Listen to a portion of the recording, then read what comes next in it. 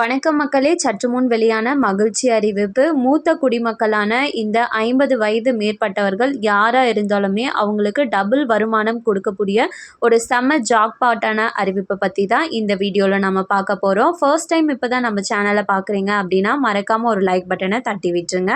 And இந்த மூத்த குடிமக்கள் இந்த சேமிப்பு திட்டம்ன்றது பார்த்திங்கன்னா கண்டிப்பாக அனைவருக்குமே பயன்படக்கூடியது. ஸோ கொஞ்சம் கூட ஸ்கிப் பண்ணாமல் வீடியோவை பாருங்கள். அப்போ தான் என்ன சொல்லியிருக்கோம் அப்படிங்கிறது தெளிவாக புரியும்.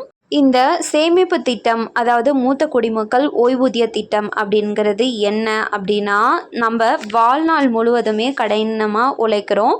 ஒவ்வொரு நபரும் தனக்கென ஒரு ஓய்வூதிய நிதியை குவிக்கிறார். இதனால் அவரது உடல் கடினமாக உழைக்க முடியாத போது ஓய்வூதிய நிதி அவருக்கு ஆதரவாக மாறும். ஆனால் இந்த ஓய்வூதிய நிதியை எங்காவது முதலீடு செய்வது அவசியம். இதனால் வட்டியின் பலனும் கிடைக்கும் மற்றும் தொகை தொடர்ந்து அதிகரித்து வரும். அத்தகையவர்களுக்காக உருவாக்கப்பட்டதுதான் மூத்த குடிமக்கள் சேமிப்பு திட்டம், அதாவது SCSS ஆகும். மூத்த குடிமக்களுக்காக அரசு நடத்தும் இந்த திட்டத்தில் நல்ல வட்டி வழங்கப்படுகிறது. தற்போது இந்த திட்டத்தில் 8.2% வட்டி வழங்கப்படுகிறது. 60 வயது அல்லது அதற்கு மேற்பட்ட வயதுடைய எவரும் இந்த திட்டத்தில் முதலீடு செய்யலாம். இது தவிர 55 முதல் 60 வயதுக்குட்பட்டவர்கள், VRS எடுத்தவர்கள் மற்றும் ஓய்வு பெற்ற பாதுகாப்பு பணியாளர்கள், குறைந்தபட்சம் 60 வயதுடையவர்கள் இந்த திட்டத்தில் முதலீடு செய்து கொள்ளலாம். ஸோ என்ன சொல்லியிருக்காங்கன்னா, 60 வயசுக்கு உட்பட்ட யாராக இருந்தாலும் இந்த திட்டத்தில் கண்டிப்பாக பயன்பெற முடியும்னு சொல்லியிருக்காங்க.